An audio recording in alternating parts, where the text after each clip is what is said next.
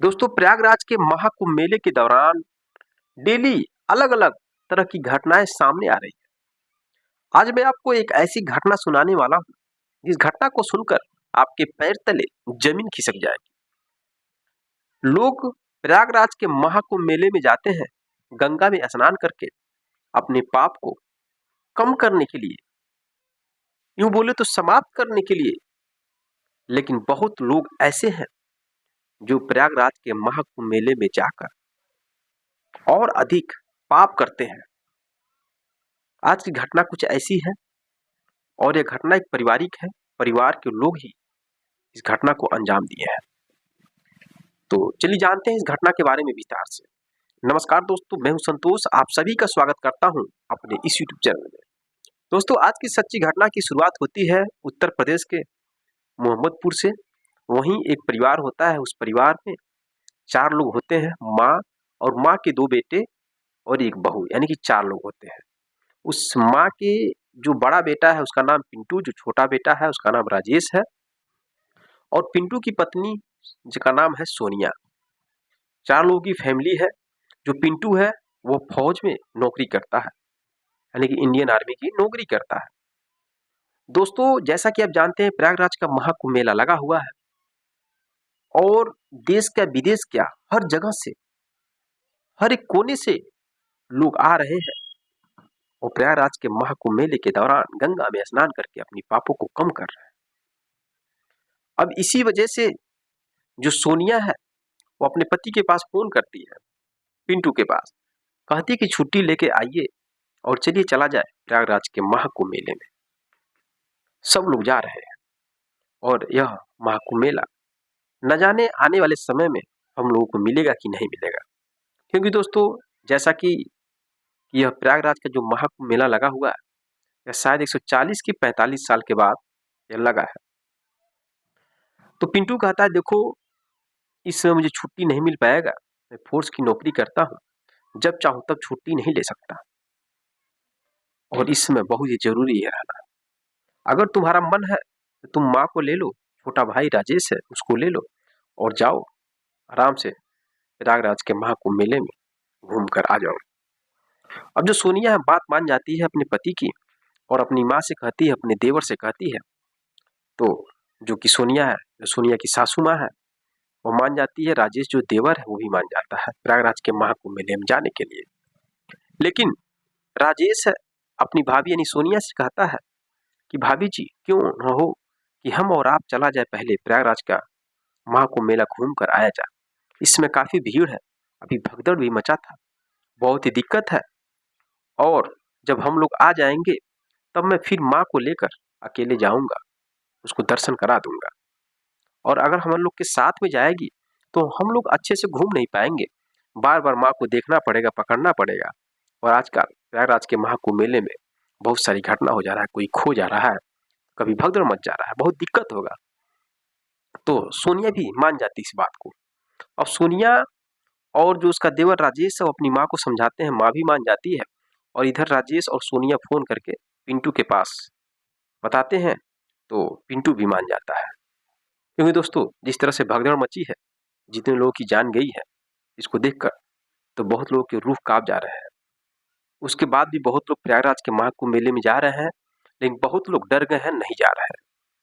अब दोस्तों बात यह हो जाता है, फिर सोनिया अपने देवर को लेकर, राजेश को लेकर प्रयागराज के महाकुंभ मेले में चली जाती है। दिन भर घूमते हैं, गंगा में स्नान करते हैं, शाम होती है और शाम होने के बाद एक होटल बुक किया जाता है, एक कमरा बुक किया जाता है। तो जो सोनिया है वो कहती है अपने देवर राजेश से कि 2 रूम बुक करिए, एक कमरे में आप सोइएगा और एक कमरे में मैं सोऊंगी। राजेश कहता है भाभी जी क्या दिक्कत है, 2 रूम अगर लूंगा तो बहुत ज्यादा पैसे लगेंगे और एक ही रूम रहने दीजिए, कोई दिक्कत नहीं होगा, मैं एडजस्ट कर लूंगा, मैं फर्श पर लेट जाऊंगा, आप बेड पे सो जाइए, कोई दिक्कत नहीं है। अब बेचारा राजेश जो देवर उसका इस तरह से बोलता है तो भाभी मान जाती है और भाभी को भी बुरा थोड़ा लग रहा था कि अलग अलग कमरे में सोने से। तब अब एक ही रूम बुक किया जाता है, दोनों एक ही कमरे में सोते हैं। बेड पर सोनिया लेट जाती है और फर्श पर जो कि राजेश है वो लेट जाता है। सोनिया 1 डेढ़ घंटे तक अपने पति यानी पिंटू के पास फोन करती है, बात करती है बात करने के बाद फिर मोबाइल चलाने लगती है। वो मोबाइल चला रही थी तो राजेश जो देवर है उसका, वो भी बेड पर आके बैठ जाता है, बात करने लगता है, मोबाइल देखने लगता है। बात करते करते जो राजेश है अपनी भाभी की बहुत तारीफ करने लगता है। कहता भाभी आप बहुत अच्छी हैं, बहुत अच्छी लगती हैं, और हम तो हमेशा आपको देखते ही रहते हैं, आपको बहुत ही अधिक पसंद करते हैं। और सोनिया समझ जाती है कि राजेश के अंदर कुछ अलग ही विचार चल रहा है। सोनिया कहती है राजेश से कि ठीक है मैं बहुत अच्छी हूँ, लेकिन मैं आपके भैया की हक हूँ, आपके भैया से शादी हुई है और आपके साथ में कुछ ऐसा नहीं कर सकती। लेकिन दोस्तों राजेश कहता मैं आपको बहुत ही पसंद करता हूँ भाभी। अब ऐसा बात करते हुए, मजाक करते हुए अपने भाभी के गालों को टच करता है और शरीर को टच करने लगता है, किस कर देता है। इधर दोस्तों जो सोनिया अभी मना नहीं करती है। अब उन दोनों के बीच वो सब होने लगता है जो नहीं होना चाहिए। जो मकसद था राजेश का, उसकी तो इच्छा पूरी हो जाती है। अब एक ही साथ सोए रहते हैं। सुबह होता है, सुबह होने के बाद वह मेले में फिर घूमते हैं और घूम करके अपने घर चले जाते हैं। घर जाने के बाद दोस्तों अब जो घटना प्रयागराज के मां कुंभ मेले के दौरान जो होटल में किए थे, और वो गलती करने के बाद उस गलती को फिर बार बार दोहराने की कोशिश करते हैं लोग। घर पर आने के बाद भी अब जैसे ही शाम होती है, माँ सो जाती है, तो कभी भाभी देवर के कमरे में, कभी देवर भाभी के कमरे में जाने लगते हैं। 2-4 दिन के बाद दोस्तों जब राजेश जो है कि अपने भाभी के कमरे में जाता है और कमरे में जो भी एक्टिविटी है दोनों करने लगते हैं, और आवाज कुछ अजीब टाइप की आती है तो उसकी माँ जग जाती है। अब राजेश की माँ जगती है तो पहले देखती है अपने बेटे के कमरे में, तो देखती है कि राजेश अपने कमरे में है नहीं। फिर अपने बहू के कमरे में जाती है तो वहां का नजारा देखकर चकाचौंध हो जाती है, शर्म के मारे बाहर आ जाती है। फिर कुछ देर के बाद अंदर जाती है, दोनों कपड़े पहन लेते हैं और अपनी बहू अपने छोटा जो बेटा है उसको डांटने फटकारने लगती है। कहने लगती है मेरा बेटा पिंटू जानेगा तो सोचो उसके ऊपर क्या बीतेगी। बहुत विश्वास के साथ वह तुम दोनों को भेजा था और मैं भी भेजी थी, लेकिन तुम दोनों ने विश्वास का गला घोट दिया। अब बहू सोनिया और बेटा राजेश दोनों माँ का पैर पकड़ लेते हैं, कहते हैं माँ गलती हो गई, आज के बाद ऐसा नहीं होगा, हम दोनों ऐसा काम नहीं करेंगे। अब दोस्तों जानते हैं कि माँ माँ होती है, बेटा और बेटी कितनों भी गलती कर ले तो माँ अक्सर माफ कर देती है, और माफ करने के बाद सुधरने के लिए मौका बहुत अधिक देती है बाप की तुलना में। यहाँ तक कि माँ अपने पति से भी नहीं कहती है, आप इस चीज को आजमाइएगा परिवार में। अब दोस्तों माँ मान जाती है, लेकिन उसके बाद भी जो सोनिया है और जो उसका देवर राजेश है अपनी हरकतों से बाज नहीं आते हैं और बार बार इस तरह की घटना को अंजाम देते हैं, और माँ कई बार उसके बाद भी पकड़ लेती है। माँ मजबूर हो जाती है, फिर अपने बेटे को फोन करती है, पिंटू के पास पूरी कहानी बता देती है। और पिंटू बहुत गुस्सा होता है, 4-5 दिन के बाद छुट्टी लेकर अपने घर पर आता है और अपनी पत्नी सोनिया को बहुत बुरी तरह से पीटता है, फिर अपने भाई को पीटता है। अब जो पिंटू है कहता है कि तुम दोनों ने हमारे साथ बहुत ही गलत किया। अपनी पत्नी को कहता है कि मैं तुम्हें तो अब पत्नी बनाकर नहीं रखूंगा। दोस्तों सोनिया की शादी हुए अभी 2 साल हुए थे, लेकिन अभी बच्चा पैदा नहीं हुआ था। अब पिंटू के पास भी ऑप्शन था कि कोई बच्चा पैदा हुआ नहीं है, और सोनिया के पास भी ऑप्शन था अगर पिंटू छोड़ देगा तो मैं किसी और से शादी भी कर लूंगी। अब पिंटू उसको नहीं रखता है। इधर सोनिया और जो उसका भाई राजेश है, अब राजेश कहता है कि मैं भाभी को अपने पास रखूंगा, भाभी से ही शादी करूंगा अगर आप नहीं रखेंगे तो। दोस्तों इस तरह की बात आ जाती है। बात आने के बाद दोस्तों जो पिंटू अपने दोनों यानी भाई को और अपनी पत्नी को भी मारता है, पीटता है।